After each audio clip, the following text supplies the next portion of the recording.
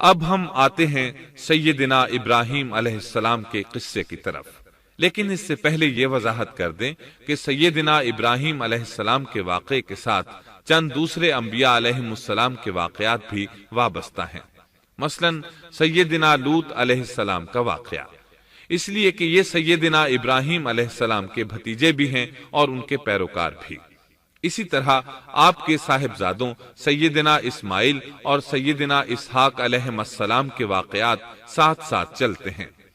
اس کی وجہ یہ ہے کہ سیدنا اسماعیل علیہ السلام کی ولادت کے وقت ابراہیم علیہ السلام کی عمر 87 سال تھی، اور سیدنا اسحاق علیہ السلام کی پیدائش کے وقت سیدنا ابراہیم علیہ السلام کی عمر 100 سال تھی، جبکہ سیدنا ابراہیم علیہ السلام کی کل عمر 175 سال ہوئی، اس لیے ان کے واقعات ساتھ ساتھ چلتے ہیں۔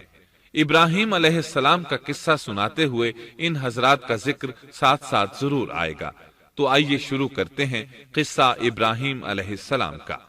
صالح علیہ السلام کے بعد اللہ تعالیٰ نے سیدنا ابراہیم علیہ السلام کو مبعوث فرمایا۔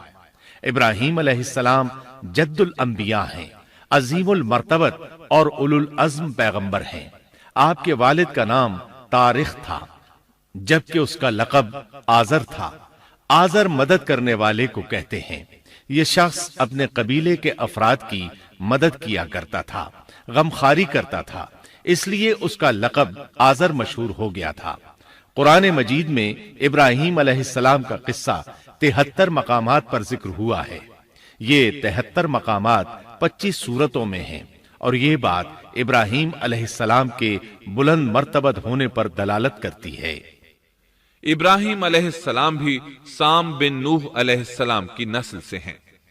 آپ کی پیدائش عراق کے مشہور شہر بابل میں ہوئی۔ یہ عراق کے شمال میں واقع تھا اور آج بھی موجود ہے۔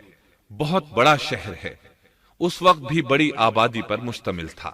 یہاں بت پرستی عام ہو چکی تھی۔ اللہ تعالی سورۃ العنکبوت آیت 25 میں فرماتے ہیں، ابراہیم نے کہا کہ تم نے جن بتوں کی پرستش اللہ کے سوا کی ہے، انہیں تم نے اپنی آپس کی دنیاوی دوستی کے بنا پر معبود ٹھہرا لیا ہے۔ مطلب یہ کہ وہ لوگ اللہ کی عبادت بتوں کو اللہ کا شریک ٹھہرا کر کرتے تھے۔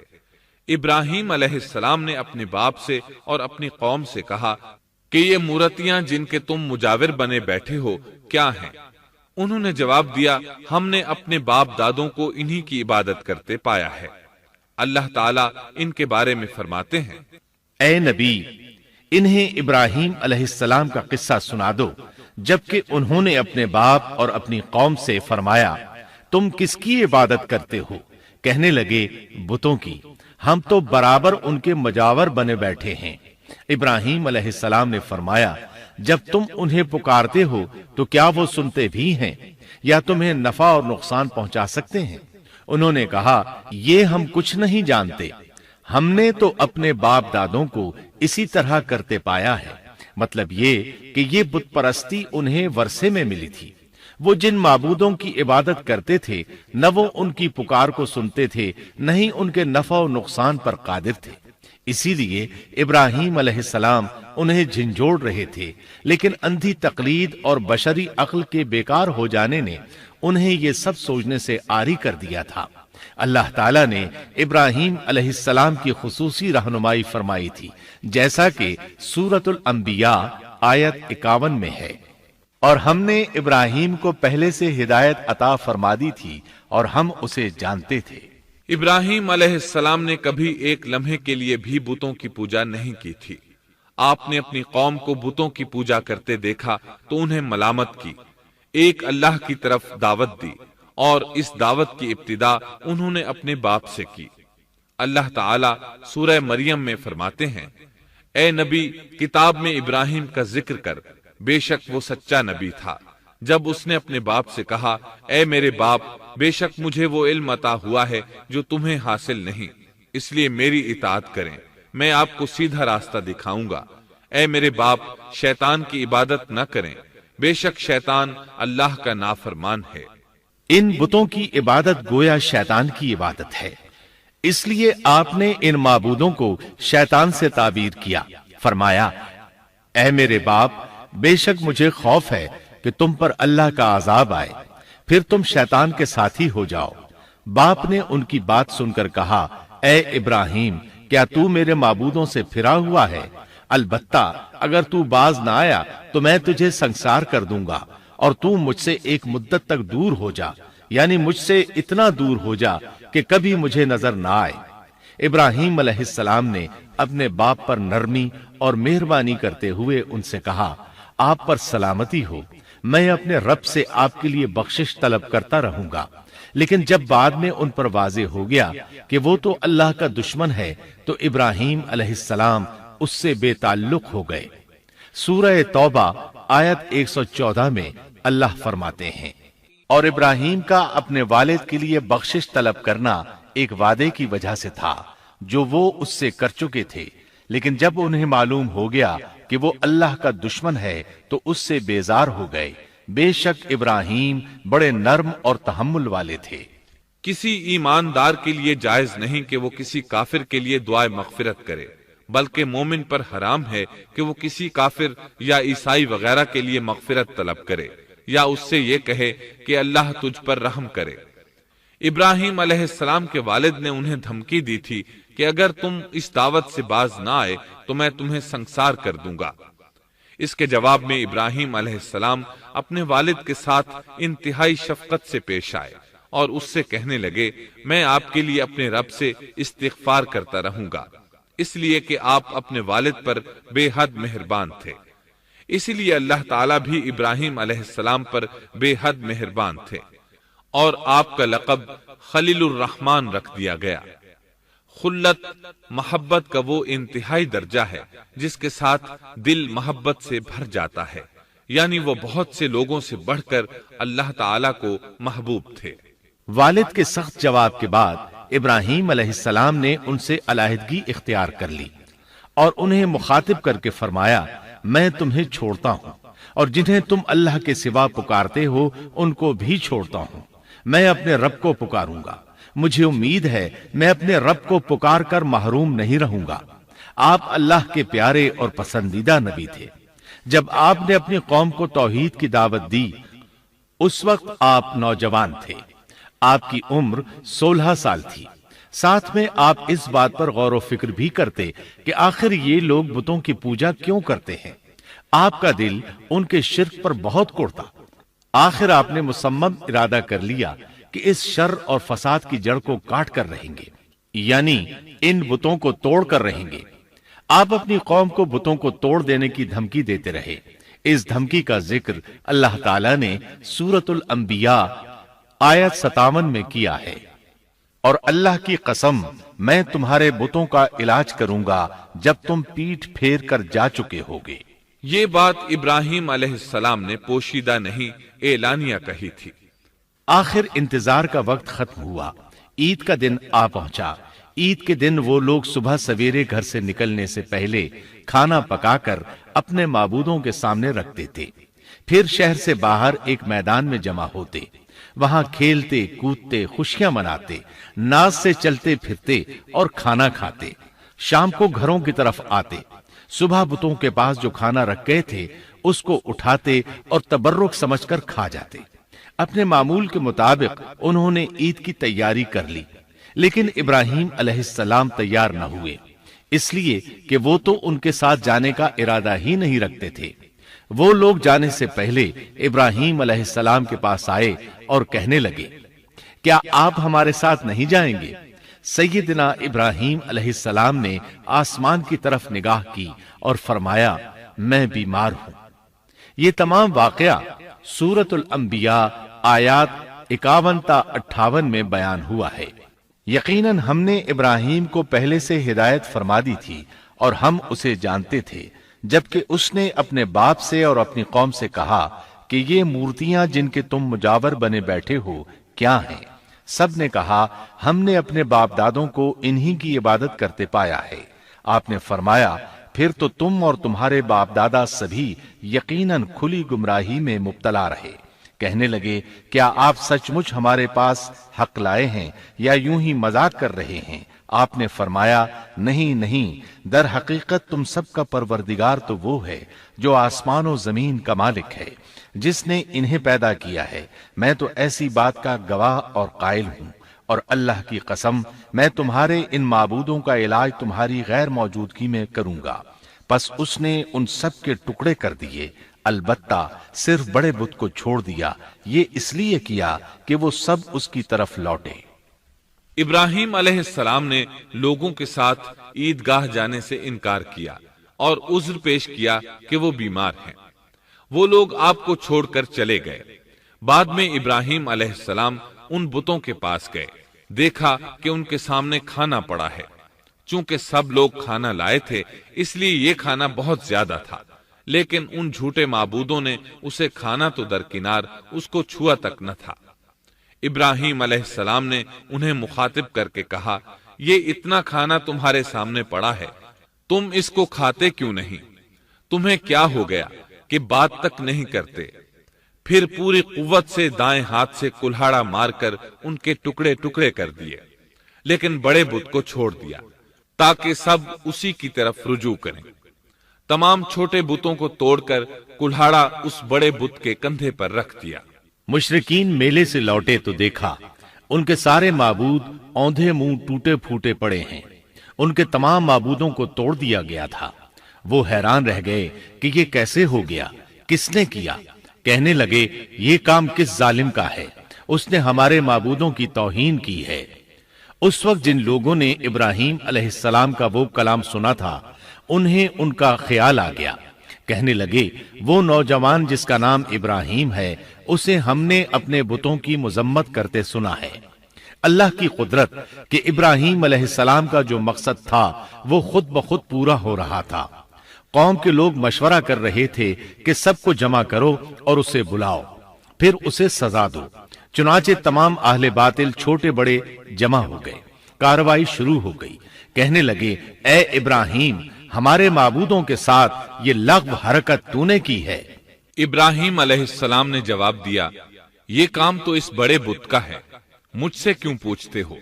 تم اپنے معبودوں سے کیوں نہیں پوچھ لیتے کہ ان کے ٹکڑے کس نے اڑائے ہیں؟ ابراہیم علیہ السلام کا جواب سن کر وہ سب سوچ میں پڑ گئے، پھر کہنے لگے ہم نے بڑی غلطی کی، اپنے معبودوں کے پاس کسی کو حفاظت کے لیے نہیں چھوڑا۔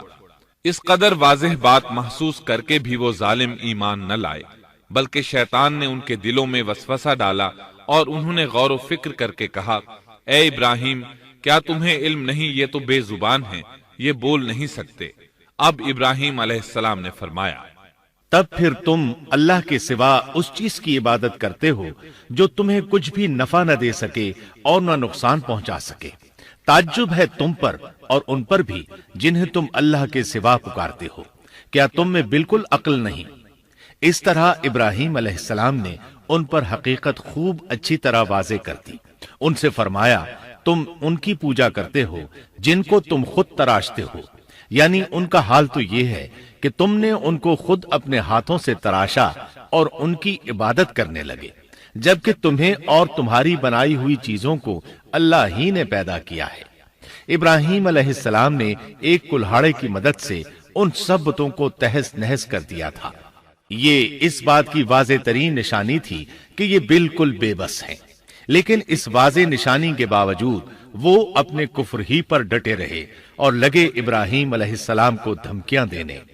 کہنے لگے اس کے لیے ایک آتش کدہ بناؤ اور اسے اس دہکتی آگ میں ڈال دو۔ پھر ان لوگوں نے ایک چٹیل میدان کا انتخاب کیا جہاں مٹی نام کی کوئی چیز نہیں تھی۔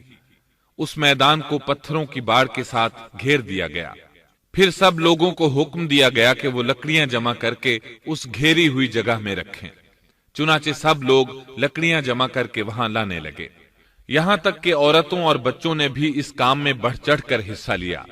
میدان میں اتنی لکڑیاں جمع ہو گئیں کہ زمین نظر نہیں آتی تھی۔ یہ لکڑیاں زمین پر ایک اونچی دیوار محسوس ہوتی تھیں۔ پھر ان لکڑیوں کو آگ لگائی گئی۔ جب آگ کے شعلے آسمان سے باتیں کرنے لگے تو انہوں نے ابراہیم علیہ السلام کو آگ میں ڈالنے کے لیے ایک جھولا تیار کیا۔ اس میں سیدنا ابراہیم علیہ السلام کو رکھا گیا۔ اس وقت آپ نے یہ دعا پڑھی، حسبنا اللہ ونعم الوکیل. ہمیں اللہ کافی ہے اور وہی بہترین کارساز ہے. یہ کلمہ ہر محتاج اور مصیبت زدہ کو پڑھنا چاہیے. بخاری میں ہے رسول اللہ صلی اللہ علیہ وسلم نے فرمایا حسبنا اللہ و نعم الوکیل ابراہیم علیہ السلام نے اس وقت فرمایا تھا جب انہیں آگ میں پھینکا جانے لگا تھا. مطلب یہ کہ ہم اللہ ہی پر بھروسہ کرتے ہیں، اس کے سوا ہمارا کسی پر بھروسہ نہیں. بعض روایات میں یہ بھی ہے کہ جب ابراہیم علیہ السلام کو آگ میں ڈالا جانے لگا تو جبریل علیہ السلام آئے اور کہا اے ابراہیم کوئی حاجت ہے تو میں حاضر ہوں. ابراہیم علیہ السلام نے فرمایا اگر تم اپنی مرضی سے آئے ہو تو مجھے تمہاری کوئی ضرورت نہیں. ایک دوسری روایت میں ہے کہ بارش کے فرشتے نے حاضر ہو کر کہا تھا اے ابراہیم مجھے حکم دیجئے میں بارش برسا کر اس آگ کو بجھا دوں. لیکن ایسی تمام روایات ضعیف ہیں. یوں بھی اللہ کا حکم ان سے پہلے کام کرنے والا تھا. اللہ تعالی سورہ انبیاء آیت 69 اور 70 میں فرماتے ہیں ہم نے کہا اے آگ ابراہیم پر ٹھنڈی ہو جا اور سلامتی والی ہو جا. گو انہوں نے ابراہیم کا برا چاہا لیکن ہم نے انہیں ہی نقصان پانے والا کر دیا. چنانچہ جب ابراہیم علیہ السلام کو آگ میں ڈالا گیا تو وہ ٹھنڈی ہو گئی. ابن عباس رضی اللہ عنہما فرماتے ہیں اگر اللہ تعالیٰ آگ سے یہ نہ فرماتے کہ سلامتی والی ٹھنڈی ہو جا تو وہ اس قدر سرد ہو جاتی کہ اس کی ٹھنڈک سے تکلیف محسوس ہوتی. گویا آگ بھی اللہ کے حکم کے بغیر نہیں جلا سکتی، چھری اللہ کے حکم کے بغیر نہیں کاٹ سکتی، اس لیے کہ یہ بھی اللہ کی مخلوق ہیں اور ان کی قدرت بھی اللہ کے پاس ہے. وہ چاہے تو ان کو قدرت عطا کر دے، چاہے تو قدرت واپس لے لے. آگ کو ٹھنڈا ہونے کا حکم ہوا، وہ ٹھنڈی ہو گئی. اس نے نہ ابراہیم علیہ السلام کے کپڑے جلائے نہ جسم کے کسی حصے کو کوئی نقصان پہنچایا، صرف وہ رسیاں جلائیں جن سے آپ کو باندھا گیا تھا. سبحان اللہ. لوگ آگ کے گرد اس انتظار میں کھڑے تھے کہ جو ہی انہیں آگ میں پھینکا جائے گا وہ جل کر راکھ ہو جائیں گے. لیکن وہ یہ دیکھ کر حیران رہ گئے کہ ابراہیم علیہ السلام بڑے ناز سے آگ کے درمیان بیٹھے ہیں. بعض روایات میں ہے کہ ابراہیم علیہ السلام فرمایا کرتے تھے مجھے ان دنوں جو راحت اور سکون حاصل تھا ویسا آگ سے نکلنے کے بعد نہیں ہوا. لوگ اس معجزے کو دیکھ کر حیرت زدہ تھے. پھر ابراہیم علیہ السلام آگ سے نکلے. اتنا بڑا معجزہ دیکھنے کے باوجود لوط علیہ السلام کے سوا کوئی شخص پورے بابل شہر سے ان پر ایمان نہ لایا. اللہ تعالیٰ فرماتے ہیں پس ابراہیم پر لوط ایمان لائے. مطلب یہ کہ پوری بستی سے لوط علیہ السلام تھے جو آپ پر ایمان لائے تھے، باقی تمام لوگ کفر ہی پر ڈٹے رہے. ابراہیم علیہ السلام ان کا رویہ دیکھ کر نا امید ہو گئے کہ اس سے بڑھ کر یہ کون سا معجزہ دیکھنا چاہتے ہیں. ان کے بتوں کو توڑ دیا گیا. اپنی آنکھوں سے اللہ کی نشانی ان لوگوں نے دیکھی، پھر بھی یہ ایمان نہیں لائے. چنانچہ آپ نے وہاں سے ہجرت کا ارادہ فرما لیا. اس وقت بابل پر نمرود نامی بادشاہ کی حکومت تھی. کہا جاتا ہے کہ زمین کے بیشتر حصے پر اسی کی حکمرانی تھی. جب اس کے پاس یہ خبریں پہنچیں کہ ابراہیم علیہ السلام کو آگ میں ڈالا گیا لیکن آگ نے انہیں نہیں جلایا تو اس نے ابراہیم علیہ السلام کو اپنے دربار میں پیش کرنے کا حکم دیا. ابراہیم علیہ السلام کو وہاں لایا گیا.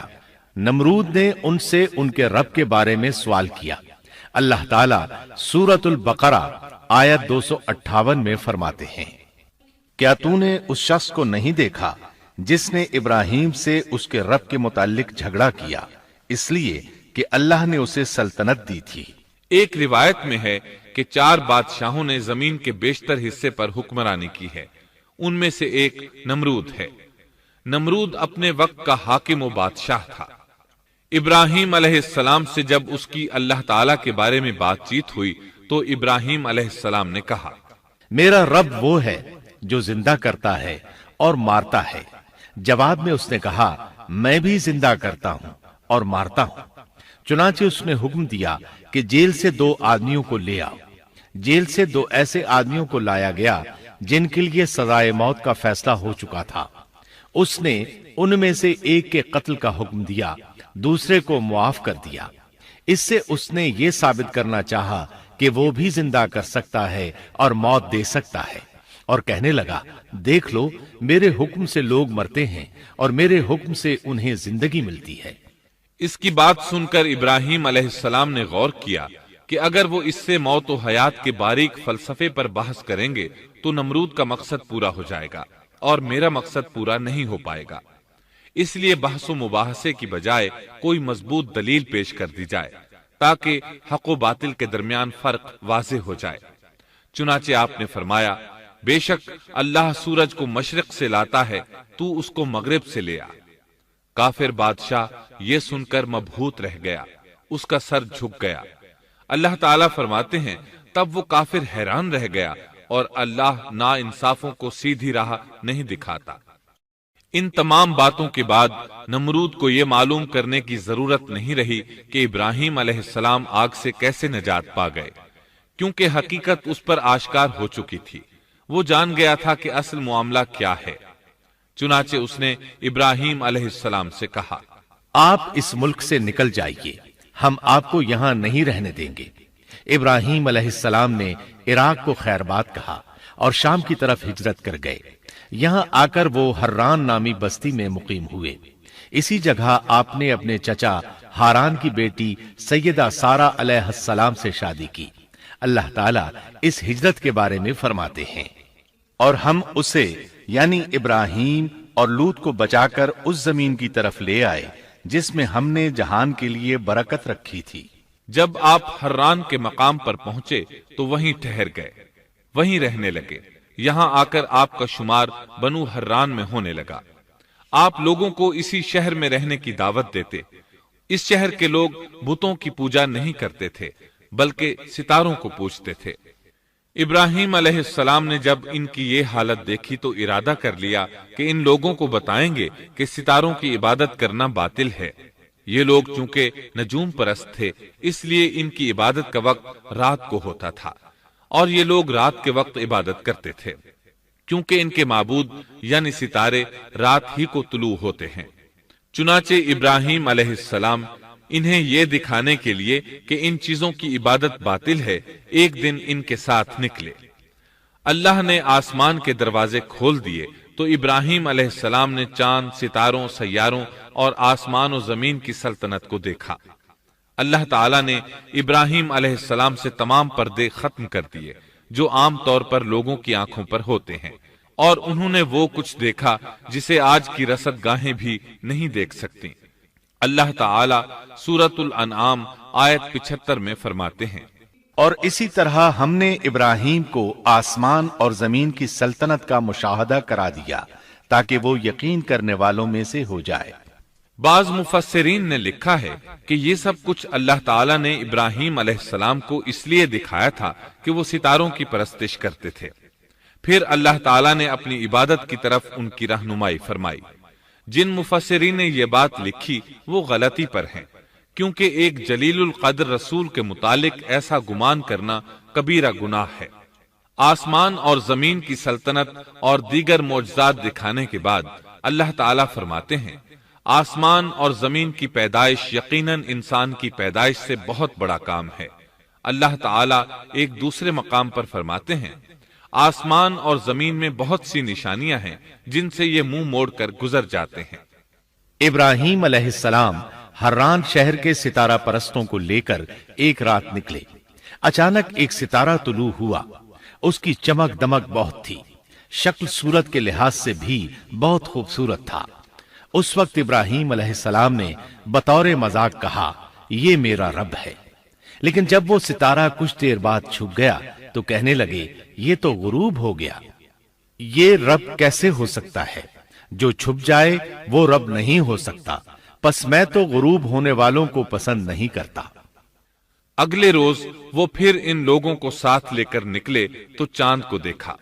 یہ شکل صورت میں ستاروں سے کہیں زیادہ خوبصورت تھا، روشن تھا، لیکن یہ بھی غروب ہو گیا تو ابراہیم کہنے لگے اگر مجھے میرے رب نے ہدایت نہ کی تو میں گمراہ لوگوں میں شامل ہو جاؤں گا۔ اے اللہ تو کہاں ہے؟ اپنی طرف میری رہنمائی کر۔ ان باتوں سے ابراہیم علیہ السلام ان لوگوں کو غور و فکر کی دعوت دے رہے تھے تاکہ وہ غور کریں، آخر رب چھپ کیسے سکتا ہے؟ اگر چاند رب ہے اور دن کے وقت کسی کو اپنے معبود کی حاجت ہوگی تو وہ کیا کرے گا؟ لہذا چاند کسی صورت رب نہیں ہو سکتا۔ پھر جب دن چڑھا اور سورج طلوع ہوا تو کہنے لگے یہ میرا رب ہے، یہ تو سب سے بڑا ہے۔ پھر لوگوں کو مخاطب کر کے کہنے لگے تم رات کو چھوٹے چھوٹے ستاروں کی پوجا کرتے ہو، کیوں نہ تم اتنے بڑے ایک ہی رب کی پوجا کر لو۔ لیکن جب وہ بھی غروب ہو گیا تو کہنے لگے یقیناً میں تمہارے شرک سے بیزار ہوں، یہ معبود کیسے ہو سکتے ہیں؟ ان میں تو تبدیلی آتی رہتی ہے، کبھی طلوع ہوتے ہیں کبھی غروب ہوتے ہیں۔ یہ اس بات کی دلیل ہے کہ یہ مخلوق ہیں اور ان کا خالق کوئی اور ہے جس کے حکم کے یہ تابع ہیں۔ جب یہ خود مخلوق ہیں اور کسی اور کے تابع ہیں تو کسی کو نفع نقصان پہنچانے پر کس طرح قادر ہو سکتے ہیں؟ پھر اپنی قوم کو مخاطب کر کے کہنے لگے میں اپنا رخ اس کی طرف کرتا ہوں جس نے آسمانوں کو یکسو ہو کر پیدا کیا، اور میں شرک کرنے والوں میں سے نہیں ہوں۔ اب بھی وہ اپنی بات پر اڑے رہے۔ تب آپ نے فرمایا تم مجھ سے اللہ کے بارے میں جھگڑ رہے ہو، مجھے تو اللہ راہ دکھا چکا ہے اور اس نے مجھے دلیل عطا فرمائی ہے۔ میں یقیناً جانتا ہوں کہ تمہارے تمام معبود بے بس اور بے طاقت ہیں۔ جاؤ تم سے اور تمہارے ان معبودوں سے جو ہو سکے کر لو، میرے رب کی مرضی کے بغیر کچھ بھی نہیں ہو سکتا۔ میرے رب نے ہر چیز کے علم کو اپنے گھیرے میں لے رکھا ہے، کیا پھر بھی تم نصیحت حاصل نہیں کرو گے؟ اور میں تمہارے معبودوں سے خوف کیوں کھاؤں؟ تم اللہ سے نہیں ڈرتے؟ ان کو اللہ کا شریک ٹھہرا رہے ہو، اللہ نے اس کی کوئی دلیل نازل نہیں کی۔ اگر تم میں صحیح علم ہے تو تم ہی بتلا دو کہ ہم دونوں جماعتوں میں سے امن کا زیادہ حقدار کون ہے؟ امن انہی کے لیے ہے جو ایمان لانے کے بعد دین کو شرک سے خلط ملط نہیں کرتے۔ حقیقت میں ہدایت یافتہ وہی لوگ ہیں، یہی ہمارے وہ دلائل تھے جو ہم نے ابراہیم علیہ السلام کو ان کی قوم کے مقابلے میں عطا کیے تھے، اور ہم جسے چاہیں مرتبے میں بڑھا دیں۔ بے شک تیرا رب بڑی حکمت والا ہے۔ ان لوگوں نے پھر بھی کفر ہی کیا، کوئی بھی ایمان نہ لایا۔ چنانچہ ابراہیم علیہ السلام نے ایک بار پھر ہجرت کی اور مصر جا پہنچے۔ مصر کے بادشاہ کو خبر ملی کہ ایک شخص ہجرت کر کے آیا ہے اور اس کے ساتھ ایک عورت ہے، وہ بہت زیادہ حسین و جمیل ہے۔ چنانچہ اس ظالم نے اپنے کارندوں کو بھیجا کہ اس عورت کو میرے پاس لے آؤ، ساتھ ہی اس سے پوچھنا کہ تمہارے ساتھ جو آدمی ہے وہ کون ہے، اگر وہ اس کا خاوند ہو تو اسے قتل کر دینا۔ ادھر بادشاہ نے اپنے کارندوں کو حکم دیا، ادھر اللہ نے ابراہیم علیہ السلام کی طرف وحی بھیج دی۔ انہوں نے سارہ علیہ السلام سے کہا اگر وہ تجھ سے میرے بارے میں پوچھیں تو بتا دینا تم میری بہن ہو۔ پھر سارہ سے بولے اے سارہ، روئے زمین پر میرے اور تیرے سوا کوئی مومن نہیں، یعنی یہ کافروں کی سرزمین ہے، یہاں کوئی مومن نہیں، اس لحاظ سے تم میری دینی بہن ہو۔ پھر بادشاہ نے ابراہیم علیہ السلام کو پیش کرنے کا حکم دیا۔ اس نے آپ سے پوچھا یہ عورت کون ہے؟ آپ نے فرمایا یہ میری بہن ہے۔ اس طرح ابراہیم علیہ السلام کی زندگی میں 3 موقع ایسے آئے کہ انہوں نے اللہ کے دین کی حمایت اور مدافعت کے لیے توریہ کیا۔ توریہ کا مطلب یہ ہے کہ واقعہ کچھ اور ہو لیکن کوئی شخص کسی خاص مصلحت کی وجہ سے اسے 2 معانی والے الفاظ کے ساتھ اس انداز میں بیان کرے کہ سننے والا اس واقعہ کو نہ سمجھ سکے بلکہ اس کا ذہن خلاف واقعہ چیز کی طرف منتقل ہو جائے۔ شریعت نے بعض مخصوص حالات میں اس کی اجازت دی ہے۔ وہ 3 مواقع جہاں ابراہیم علیہ السلام نے توریہ فرمایا ان کی وضاحت کچھ اس طرح ہے۔ ایک یہ کہ آپ نے میلے پر نہ جانے کی غرض سے ان لوگوں سے کہا تھا کہ میں بیمار ہوں۔ دوسرے موقع پر یہ فرمایا تھا یہ کام اس بڑے سردار بت کا ہے۔ تیسرے سارہ علیہ السلام کو دینی بہن قرار دیا۔ اس ظالم بادشاہ نے سارہ علیہ السلام کو اپنی تحویل میں لے لیا۔ جب سارہ علیہ السلام کو معلوم ہوا کہ وہ ایک بدکار شخص ہے تو انہوں نے اللہ تعالیٰ سے دعا کی، اے اللہ تجھے معلوم ہے میں تجھ پر اور تیرے نبی پر ایمان لائی ہوں اور اپنے جسم کو اپنے خاوند کے سوا ہر ایک سے محفوظ رکھا ہے، لہذا آپ اس کافر کو مجھ پر مسلط نہ کیجیے گا۔ چنانچہ اس کافر بادشاہ نے جب سیدہ سارہ کو پکڑنے کے لیے اپنا ہاتھ بڑھایا تو اس کا ہاتھ شل ہو گیا اور اپنی جگہ پر جم گیا۔ وہ لگا چیخ پکار کرنے، اس میں اتنی طاقت نہ رہی کہ اپنے ہاتھ کو حرکت دے سکے۔ اس کی آواز سن کر اس کے محافظ بھاگے ہوئے آئے، انہوں نے اس کے ہاتھ کو چھڑانا چاہا لیکن چھڑا نہ سکے۔ اس کی یہ حالت دیکھ کر سیدہ سارہ خوف زدہ ہو گئیں۔ انہوں نے سوچا اگر یہ مر گیا تو لوگ کہیں گے اسے میں نے قتل کیا ہے۔ چنانچہ انہوں نے اللہ سے دعا کی کہ اسے چھوڑ دیا جائے۔ اللہ تعالیٰ نے آپ کی دعا قبول کر لی، اس کا ہاتھ ٹھیک ہو گیا، لیکن وہ ظالم پھر بھی نہ ڈرا۔ اس نے ایک بار پھر آپ کی طرف ہاتھ بڑھایا، اس کا ہاتھ پھر شل ہو گیا۔ سیدہ سارہ نے پھر دعا کی، وہ دوبارہ ٹھیک ہو گیا، وہ پھر بھی باز نہ آیا۔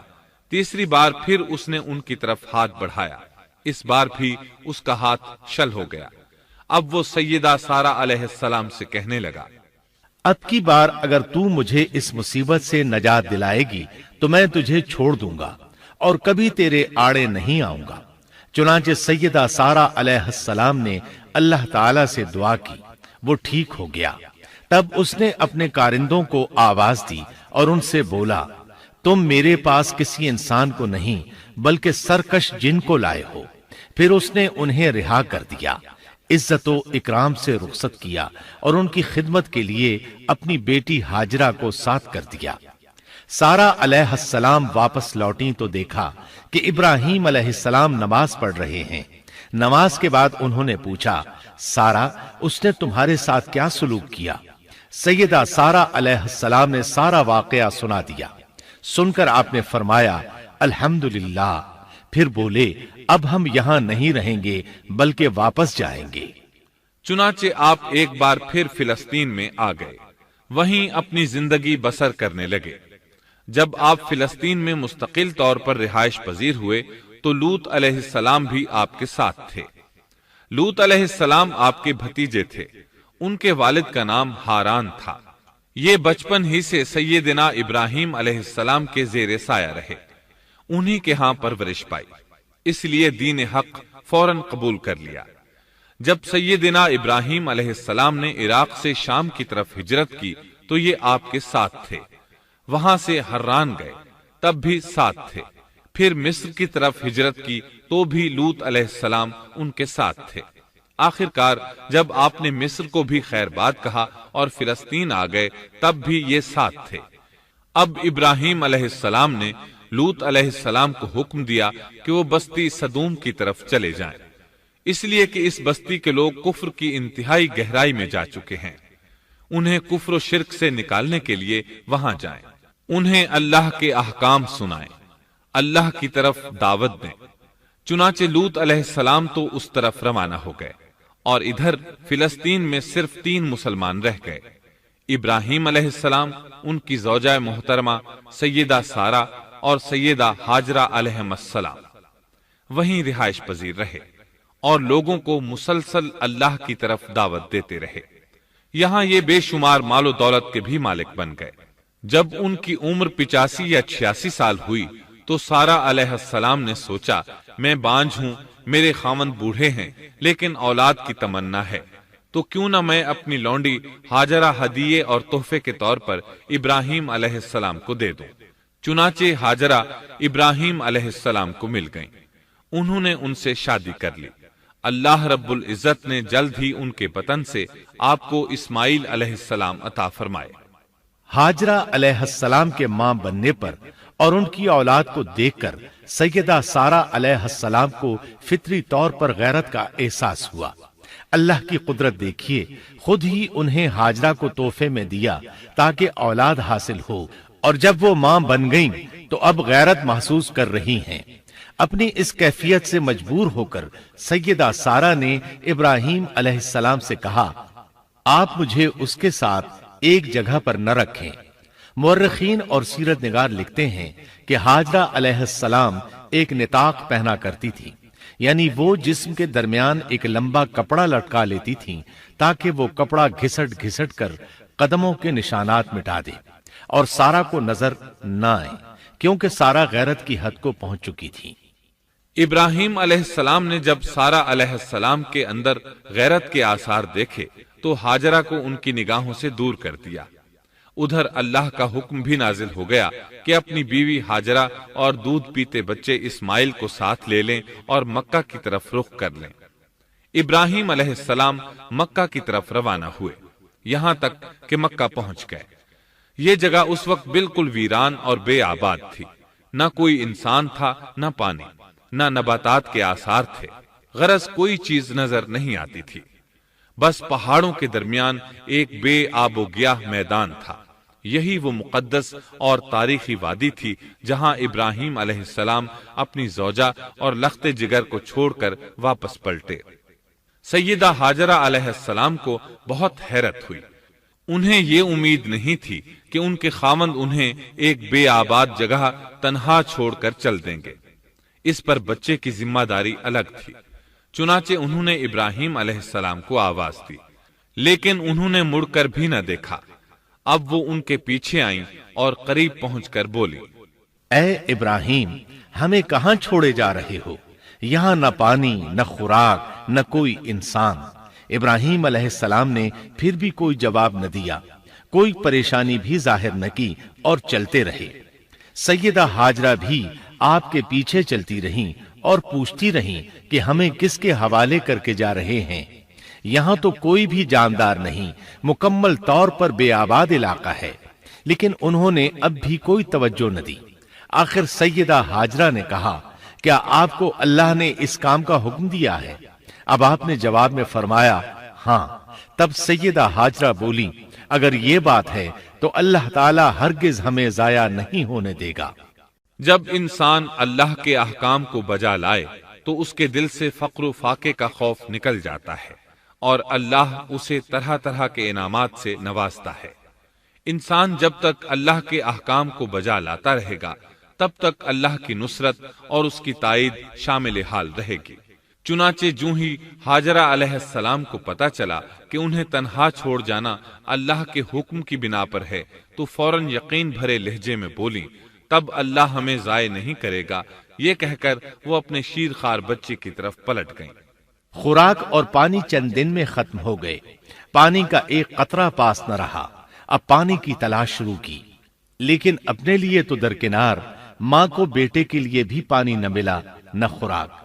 اب بچہ لگا بھوک سے بلکنے، خوراک نہ ملنے کی وجہ سے ماں کا دودھ بھی خشک ہو گیا تھا۔ عورت کتنی بھی باحوصلہ ہو اپنے بچے کو بھوک سے بلکتے نہیں دیکھ سکتی۔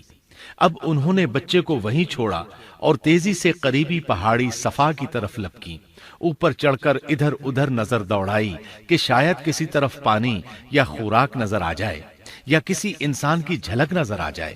جب کچھ نظر نہ آیا تو نشیب کی طرف چلی، ساتھ میں بچے کی طرف بھی دیکھتی جاتی تھی۔ نشیب میں پہنچی تو بچہ نظروں سے اوجھل ہو گیا۔ اس پر اور بے چین ہوئی اور بلندی کی طرف دوڑی۔ اس طرح مروہ پہاڑی پر چڑھ گئیں، وہاں بھی چاروں طرف نگاہ دوڑائی لیکن کچھ نظر نہ آیا۔ خیال آیا کہ پھر کوشش کرنی چاہیے۔ اس خیال سے مروہ پہاڑی سے اتری اور صفا کی طرف چل دی۔ درمیان میں نشیب کی وجہ سے بچہ نظر نہ آیا تو دوڑنے لگی۔ اس طرح پھر صفا پر چڑھ گئیں۔ اللہ اکبر! ایک تو عورت ذات کمزور، پھر بھوک پیاس سے نڈھال، اس پر کس قدر سعی اور کوشش میں مصروف، وہ بھی اپنے بچے کے لیے۔ بہرحال بار بار کوشش کے خیال سے انہوں نے صفا اور مروہ پہاڑیوں کے درمیان 7 چکر لگائے۔ یہی وجہ ہے مسلمان عازمین حج صفا و مروہ کے درمیان سعی کرتے ہیں تاکہ اس واقعے کی یاد تازہ ہو جائے۔ جب وہ آخری مرتبہ مروہ پر پہنچی تو انہوں نے ایک آواز سنی۔ یہ آواز اسماعیل علیہ السلام کے قریب سے آئی تھی۔ انہوں نے پوری توجہ سے آواز کو سننے کی کوشش کی اور جلدی سے اسماعیل کے قریب پہنچی۔ کیا دیکھتی ہیں، اسماعیل کے قدموں کے نیچے سے پانی پھوٹ رہا ہے، کیونکہ جبریل علیہ السلام کو اللہ نے اس صابرہ خاتون کی مدد کے لیے بھیجا تھا۔ انہوں نے زمزم والی جگہ پر اپنا پر مارا تو اسماعیل کے قدموں کے پاس سے ایک عظیم چشمہ رحمت نمودار ہوا۔ مستقبل کے پیغمبر کے قدموں کے نیچے سے اللہ نے جبریل فرشتے کے ذریعے زمین پھاڑ کر پانی نکال دیا۔ یہی آب زمزم کا آغاز تھا۔ ہاجرہ علیہ السلام پانی کو آنکھیں پھاڑ پھاڑ کر حیرت سے دیکھ رہی تھی۔ ان کی خوشی کی انتہا نہ رہی جب انہوں نے دیکھا پانی پھوٹ پھوٹ کر چاروں طرف بہ رہا ہے۔ زمین ہموار تھی، اس لیے انہوں نے زمین کو کھودنا شروع کر دیا تاکہ پانی ادھر ادھر نہ بہ جائے۔ پھر انہوں نے اس گڑھے کے چاروں طرف پتھر رکھ دیے اور زبان سے بولی، زم زم، اس کا مطلب ہے رک جا۔ نبی اکرم صلی اللہ علیہ وسلم کا فرمان ہے، اللہ اسماعیل کی والدہ پر رحم فرمائے، اگر وہ جلد بازی سے کام نہ لیتی تو زمزم ایک بہنے والا چشمہ ہوتا۔ لیکن انہوں نے اس کے گرد بند باندھ دیا۔ انہیں دراصل اس وقت پانی کی شدید ضرورت تھی، اس لیے انہوں نے پانی کو اپنے پاس جمع کر لیا تاکہ بہہ کر ضائع نہ ہو جائے۔ انہوں نے اسماعیل کو پانی پلایا، خود بھی خوب پیا، اور یہ اللہ تعالیٰ کی طرف سے ان کی مہمان نوازی تھی۔ وہاں کوئی اور انسان نہیں تھا، نہ کھانے کی کوئی چیز تھی، بس یہی آب زمزم ان کے لیے کھانے اور پینے کا کام دے رہا تھا۔ اب چونکہ زمزم ایک چشمہ بن گیا تھا، اس لیے پرندے بھی آنے لگے۔ انہی دنوں عرب کے قبیلوں میں سے ایک قبیلہ بنو جرہم یمن کو خیر باد کہہ کر اس طرف آ رہا تھا۔ یمن میں ایک بہت بڑا ڈیم تھا۔ پہاڑوں کے درمیان انہوں نے پانی کو روک کر ایک بہت بڑا بند قائم کر رکھا تھا۔ اس سے پورا سال آسانی سے کھیتی باڑی کرتے تھے۔ اس ڈیم کی بدولت ان کا آب پاشی کا نظام بہت اچھا تھا۔ جب اس ڈیم کو اللہ تعالیٰ نے توڑا تو تمام لوگ وہاں سے منتشر ہو گئے اور جزیرہ عرب کے اطراف میں منتقل ہونے لگے۔ وہیں سے ہجرت کرنے والا ایک قبیلہ بنو جرہم تھا۔ یہ لوگ بنیادی طور پر عرب تھے۔ یہ قبیلہ سفر میں رہتا، جہاں کہیں پانی اور چراگاہ نظر آتے وہیں پڑاؤ ڈال دیتے۔ جب وہاں خوراک ختم ہو جاتی تو آگے سفر شروع کر دیتے۔ چونکہ وہ بہت بڑے تاجر تھے، اس بنا پر ان راستوں سے خوب واقف تھے۔ انہیں چشموں کا خوب علم تھا۔ ملک شام کی طرف بھی ان کی آمد و رفت تھی۔ یہ قبیلہ بنو جرہم مکہ کے قریب پہنچا تو فضا میں پرندوں کو منڈلاتے پایا۔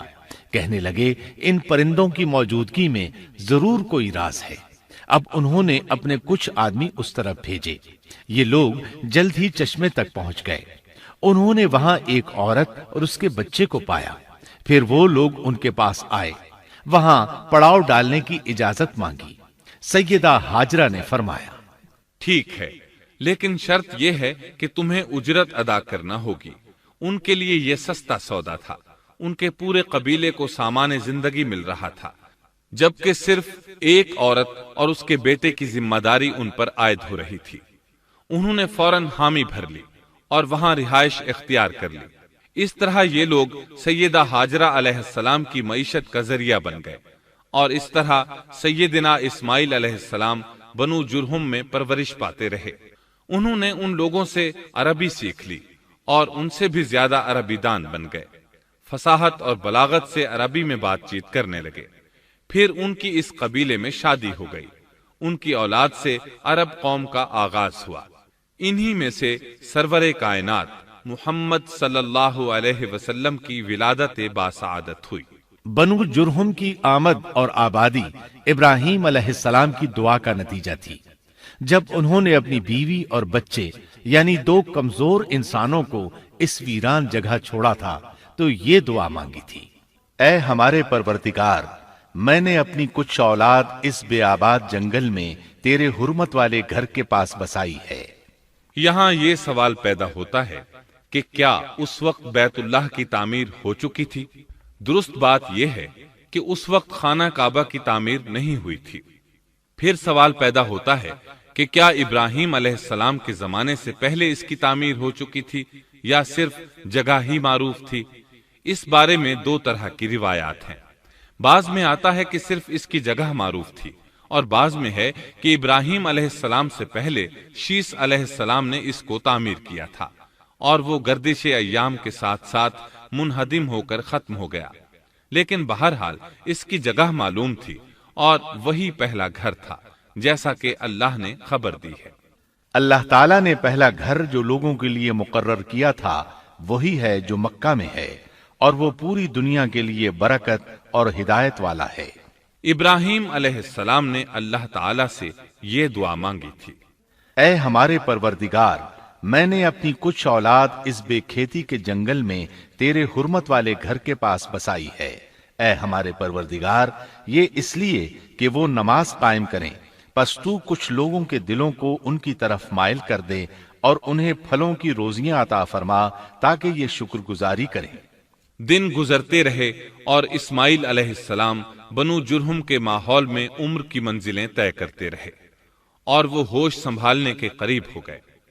ابراہیم علیہ السلام ہر سال 1-2 بار اپنے گھرانے کی دیکھ بھال کے لیے چکر لگاتے تھے۔ جب اسماعیل علیہ السلام نے ہوش سنبھالا تو ایک بار پھر ایک عظیم آزمائش کا وقت آ گیا۔ ہوا یوں کہ ایک مرتبہ ابراہیم علیہ السلام مکہ تشریف لائے، ایک جگہ آرام کے لیے بیٹھے کہ نیند کی وادی میں پہنچ گئے۔ نیند میں انہوں نے خواب دیکھا کہ اپنے لخت جگر کو اپنے ہاتھ سے ذبح کر رہے ہیں، ساتھ ہی آنکھ کھل گئی۔ ابراہیم علیہ السلام جانتے تھے کہ انبیاء کرام کے خواب حقیقت ہوتے ہیں، اللہ کی طرف سے وحی ہوتے ہیں، اور شیطان کسی صورت ان کے خواب میں نہیں آ سکتا۔ لہٰذا انہوں نے اس خواب کے مطابق عمل کرنے کا پختہ ارادہ کر لیا، کسی قسم کی پریشانی کا شکار نہ ہوئے۔ اللہ رب العزت نے اس عظیم اور تعجب خیز واقعے کا قرآن مجید میں ذکر کرتے ہوئے فرمایا، اور ابراہیم نے کہا، میں تو ہجرت کر کے اپنے پروردگار کی طرف جانے والا ہوں، وہ ضرور میری رہنمائی کرے گا۔ اے میرے رب، مجھے نیک بخت اولاد عطا فرما۔ تو ہم نے ایک بردبار بچے کی بشارت دی۔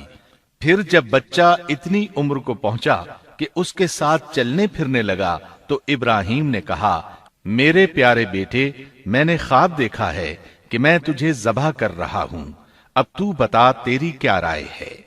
یہاں سوال پیدا ہوتا ہے کہ ابراہیم علیہ السلام نے اسماعیل علیہ السلام سے مشورہ کیوں لیا؟ وہ چاہتے تو اسماعیل کو سوتے میں ذبح کر دیتے، اس طرح اللہ کا حکم بجا لاتے۔ وہ بیٹے کے پاس کیوں گئے اور ان سے مشورہ کیوں لیا؟ جی ہاں، یہ مسئلہ یاد رکھنے کے قابل ہے کہ ہر مسلمان پر لازم ہے کہ وہ اپنے دوسرے مسلمان بھائی کو اجر و ثواب میں شامل کرنے کی کوشش کرے۔ ابراہیم علیہ السلام نے بیٹے کو ثواب میں شامل کرنے کے لیے انہیں اللہ کے حکم سے آگاہ کیا۔ یہ نہ چاہا کہ میں اکیلا ہی اجر لیتا رہوں، بلکہ دوسرے کی خیر خواہی کو پیش نظر رکھا۔ والدین کے لیے آپ کے اس انداز میں نصیحت موجود ہے، یہ کہ اولاد کو ثواب کے مواقع فراہم کریں، ان کی صحیح تربیت کریں۔ اگر صدقہ کرنے کا موقع ملے تو بچوں کے ذریعے صدقہ کرائیں، تاکہ انہیں بھی اللہ کے راستے میں خرچ کرنے کی عادت پڑے۔ جب کسی دینی مجلس میں بیٹھنے کا موقع ملے تو اپنی اولاد کو بھی ساتھ لے کر جائیں۔ بے شمار لوگ خود تو جاتے ہیں، اولاد کو جانے کے لیے کہتے بھی نہیں، خود دین سیکھتے ہیں، اولاد کو دین نہیں سکھاتے۔ ابراہیم علیہ السلام نے اسماعیل علیہ السلام سے رائے لی۔ سبحان اللہ، انہوں نے جواب میں فرمایا، اے ابا جان، آپ کو جو حکم ملا ہے کر گزریے۔ یہ نہیں کہا کہ مجھے تو حکم نہیں ہوا، بلکہ فوراً سر تسلیم خم کر دیا، اس لیے کہ وہ جانتے تھے انبیاء کا خواب حقیقت پر مبنی ہوتا ہے، اللہ کی وحی ہوتا ہے، اس لیے بالکل پریشانی ظاہر نہ کی، یہ تک نہ پوچھا مجھے کیوں ذبح کر رہے ہیں، یا میرا کیا جرم ہے، یا آپ کے پاس کون سا صریح حکم آیا ہے۔ انہوں نے ایسی کوئی بات نہ کہی۔ اللہ کی فرما برداری اسی کو کہتے ہیں۔ چنانچہ اپنے باپ سے کہا، اے ابا جان، آپ کو جو حکم ہوا ہے اس کو کر گزریے، انشاءاللہ آپ مجھے صبر کرنے والوں میں پائیں گے۔ علماء کرام فرماتے ہیں اس جملے سے ان کا انتہائی ادب اور احترام شامل ہے، اور اس میں زبردست توکل موجود ہے۔ یہ نہیں کہا کہ آپ مجھے صبر کرنے والوں میں سے پائیں گے، بلکہ آپ نے اللہ کی مشیت کو جملے میں شامل کیا اور فرمایا، انشاءاللہ آپ مجھے صبر کرنے والوں میں سے پائیں گے۔ لہٰذا مسلمانوں کو دھوکے میں نہیں پڑنا چاہیے۔ یہ نہ کہے میں سفر کروں گا، میں فلاں کام کروں گا، میں فلاں کام کے کرنے کی طاقت رکھتا ہوں، بلکہ یوں کہے اللہ نے چاہا تو میں سفر کروں گا، اللہ نے چاہا تو فلاں کام کروں گا۔ اپنے علم اور طاقت کے دھوکے میں پڑنا سراسر نادانی ہے۔ ہر چیز کا تعلق اللہ سے قائم کرے، جیسا کہ اللہ تعالیٰ فرماتے ہیں، اور ہرگز ہرگز کسی کام پر یوں نہ کہنا کہ میں اسے کل کروں گا، مگر ساتھ ہی انشاءاللہ کہہ لینا۔ اپنی زبان کو اللہ کے ذکر سے سجا کر رکھو اور ہمیشہ اپنے معاملات کو اللہ کی طرف لوٹاؤ۔ بہرحال باپ بیٹا دونوں ہی مصمم ارادے کے ساتھ اللہ کا حکم پورا کرنے کے لیے پیش ہو گئے۔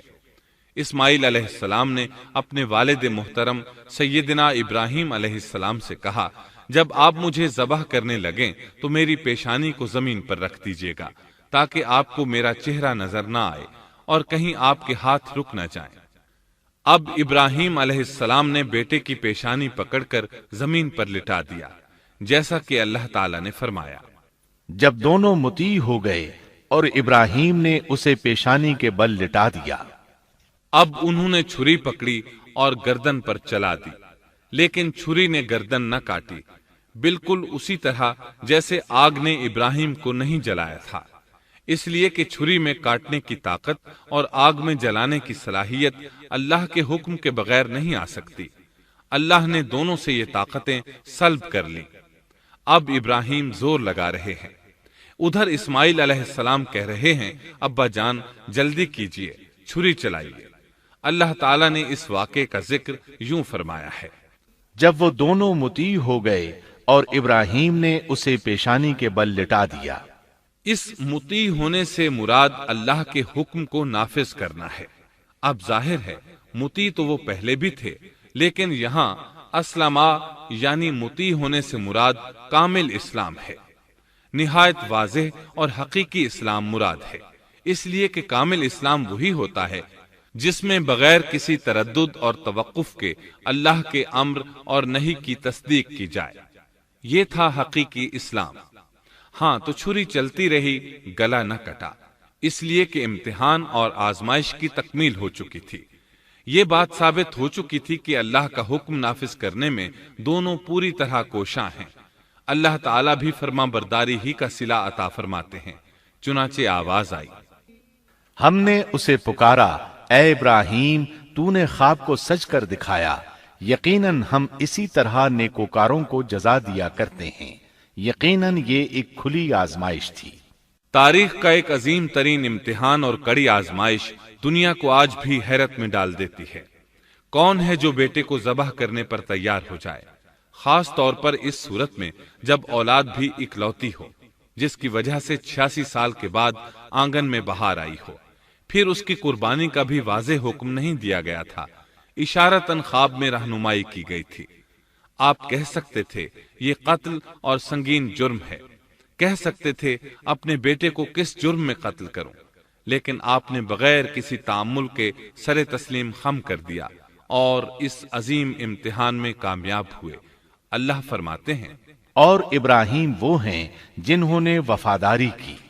اس آیت میں یہ نہیں بتایا گیا کہ کس چیز میں وفاداری کی، اس لیے کہ وہ تو ہر معاملے میں مکمل طور پر وفاداری کا مظاہرہ کر چکے تھے۔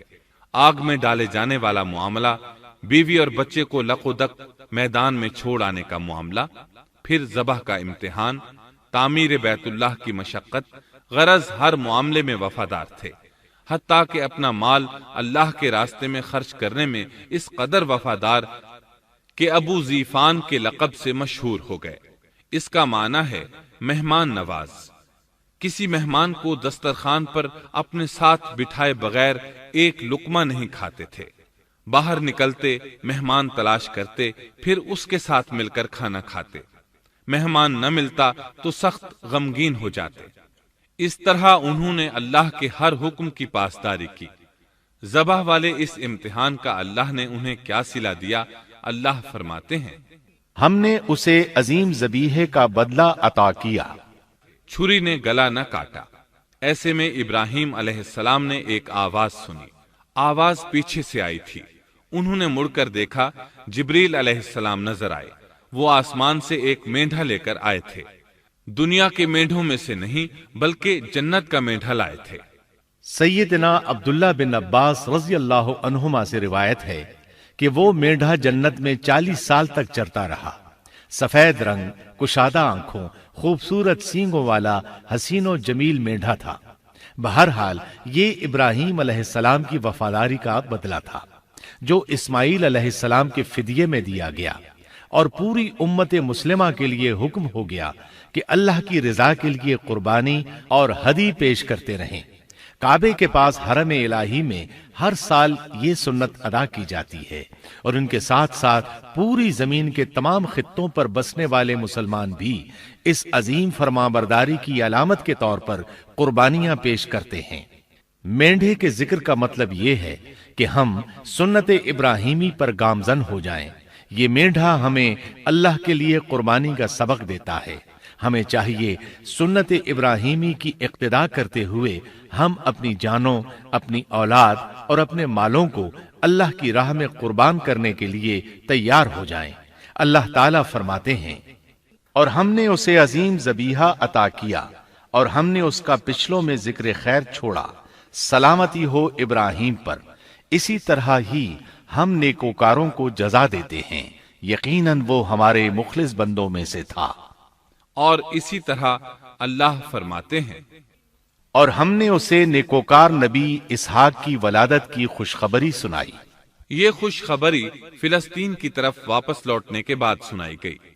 ایک اکلوتے بیٹے کی قربانی کے لیے تیار ہو جانے کے صلے میں اور سارہ علیہ السلام کی عظمت اور تکریم کے مد نظر اللہ تعالی نے اسحاق کی خوشخبری سنا دی۔ یہ آیت ذبح کے واقعے کے بعد اللہ تعالی نے ذکر فرمائی ہے، اس لیے معلوم ہوا پچھلی آیات میں اسحاق کے علاوہ کسی اور بیٹے کا ذکر ہوا ہے، اور وہ اسماعیل علیہ السلام ہی تھے، جبکہ یہودی روایات میں اسحاق علیہ السلام کو ذبیح قرار دیا جاتا ہے۔ یہ بالکل غلط ہے۔ ذبح کے واقعے کے بعد اسحاق علیہ السلام کی بشارت مل رہی ہے، پھر بھلا وہ پیدا ہونے سے پہلے ہی ذبیح کیسے بن گئے؟ اس لیے یہ قطعی بات ہے کہ اسماعیل علیہ السلام ہی ذبیح ہیں۔ اس کے کئی اور بھی دلائل ہیں جن کے ذکر کرنے کا یہاں موقع نہیں۔ بہرحال اس عظیم آزمائش میں بے مثال کامیابی کے بعد ابراہیم علیہ السلام فلسطین آئے، اور 120 سال کی عمر میں اسحاق علیہ السلام کی بشارت ملی، جبکہ سارہ علیہ السلام کی عمر 90 سال تھی۔ ان پر بڑھاپا طاری ہو چکا تھا۔ ایسے میں 3 فرشتے آئے۔ وہ تو قوم لوط کی تباہی کے لیے آئے تھے۔ راستے میں اللہ کے حکم سے ابراہیم علیہ السلام اور ان کی اہلیہ سارہ کو خوشخبری سنائی، اور اس غرض کے لیے وہ انسانی شکل میں آئے تھے۔ ابراہیم علیہ السلام تو پہلے ہی بہت مہمان نواز تھے۔ انہیں دیکھ کر بہت خوش ہوئے کہ مہمان آ گئے۔ فرشتوں نے انہیں سلام کیا۔ ابراہیم علیہ السلام نے سلام کا جواب دیا۔ وہ حیرت زدہ تھے کہ یہ لوگ ان کی بستی کے رہنے والے تو ہیں نہیں، لیکن ان پر سفر کے نشانات بھی نہیں ہیں، جیسا کہ دور سے چل کر آنے والوں میں ہوتے ہیں۔ نہ ان کے پاس سواریاں ہیں۔ قرآن مجید میں آتا ہے، فرشتوں نے سلام کیا تو ابراہیم نے بھی سلام کیا، اور دل میں خیال کیا یہ اجنبی لوگ ہیں۔ پھر وہ اپنی مہمان نوازی کی عادت کے مطابق انہیں اندر لے آئے، ان کے لیے کھانے کا انتظام کیا۔ اللہ تعالیٰ فرماتے ہیں، ہمارے بھیجے ہوئے فرشتے ابراہیم کے پاس خوشخبری لے کر آئے تو انہوں نے سلام کیا۔ ابراہیم نے سلام کا جواب دیا اور فوراً بھنا ہوا بچڑا لے آئے، اور بچڑا بھی موٹا تھا۔ ان کے سامنے کھانا پیش کیا، لیکن وہ بھلا کب کھانے کی طرف ہاتھ بڑھانے والے تھے۔ یہ دیکھ کر ابراہیم علیہ السلام نے خوف محسوس کیا کہ کہیں یہ دشمن نہ ہو۔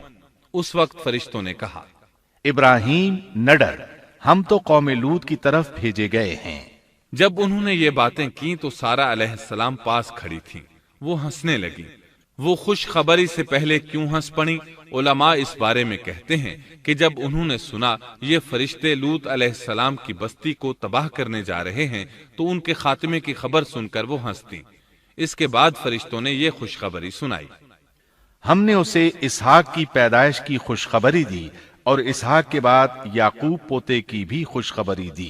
بہت جلد ہی ہم اسحاق سے تیری ویران گود کو آباد کریں گے، اور تو اپنی زندگی میں اس کے بیٹے یعقوب کو بھی دیکھ لے گی۔ اب 3 بشارتیں جمع ہو گئیں، بیٹا پیدا ہوگا، لمبی عمر ملے گی یعنی بیٹا جوان ہوگا، اور پھر وہ اپنے پوتے کو بھی دیکھے گی۔ اس سے بڑھ کر کیا عزت اور تکریم ہو سکتی ہے؟ اس لیے جب نبی کریم صلی اللہ علیہ وسلم سے پوچھا گیا کریم یعنی عزت والا کون ہے، تو آپ نے فرمایا کریم بن کریم بن کریم بن کریم، یعنی یوسف بن یعقوب بن اسحاق بن ابراہیم علیہ السلام۔ مطلب یہ کہ نبی بن نبی بن نبی بن نبی۔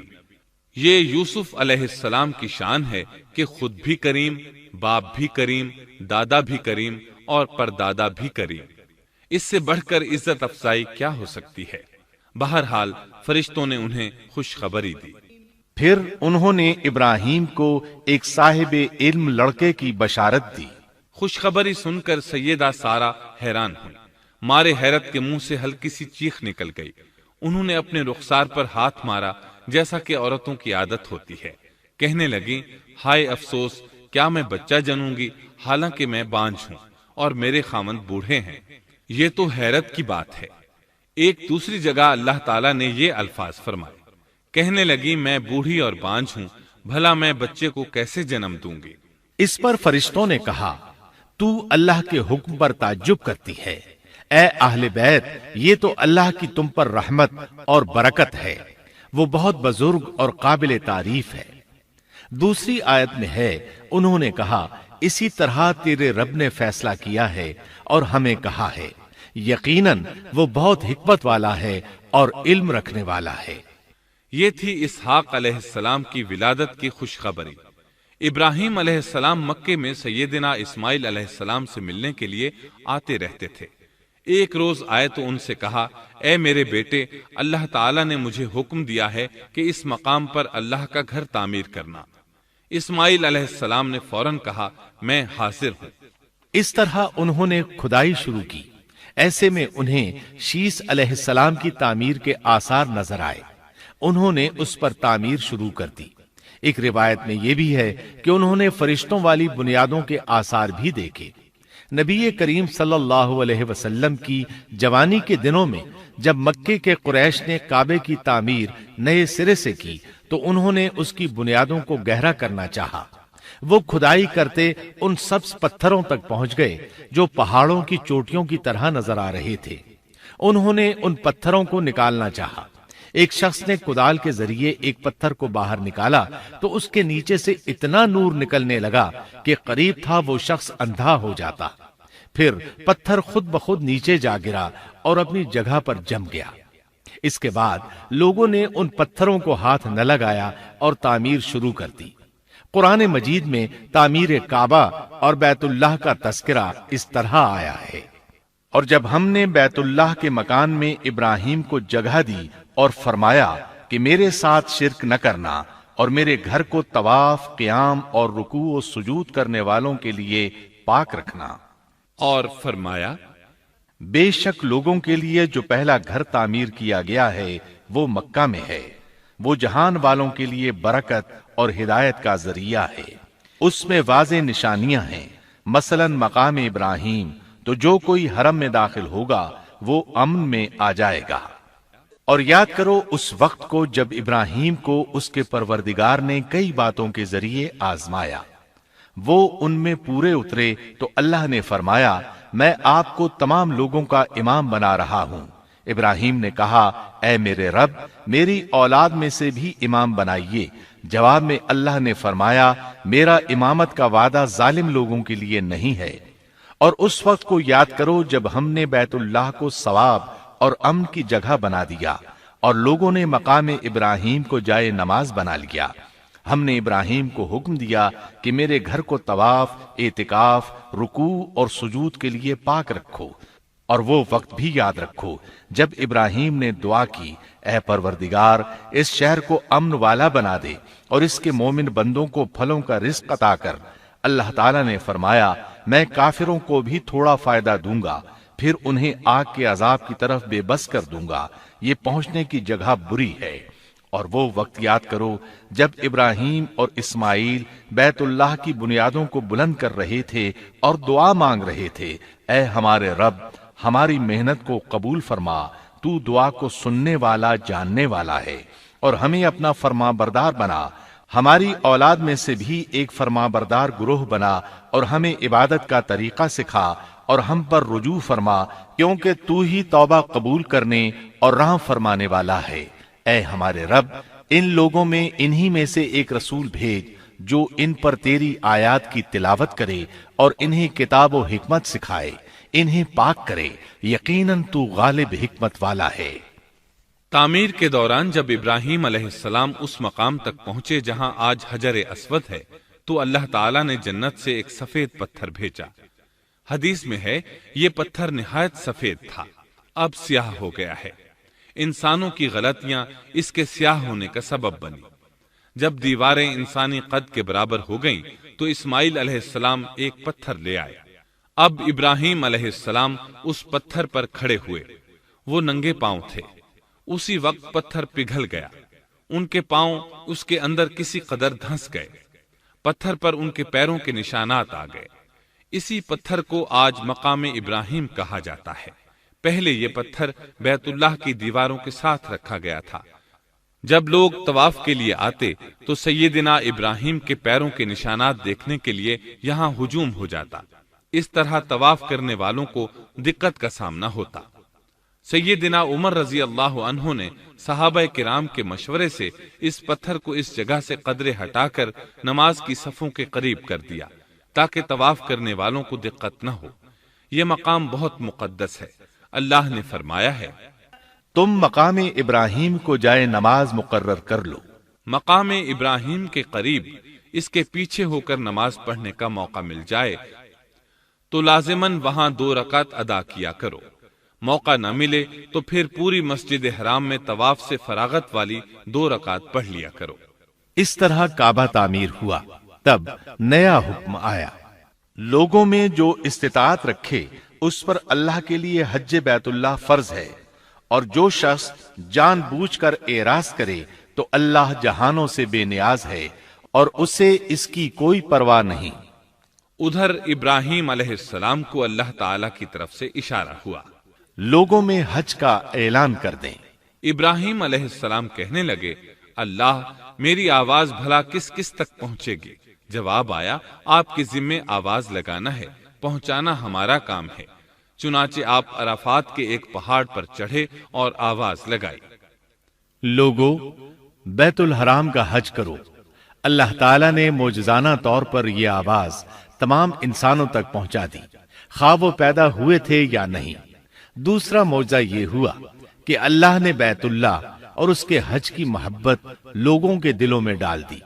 اللہ نے فرمایا، وَأَذِّن فِي النَّاسِ بِالْحَجِّ يَأْتُوكَ رِجَالًا وَعَلَى كُلِّ ضَامِرٍ يَأْتِينَ مِن كُلِّ فَجٍّ عَمِيقٍ۔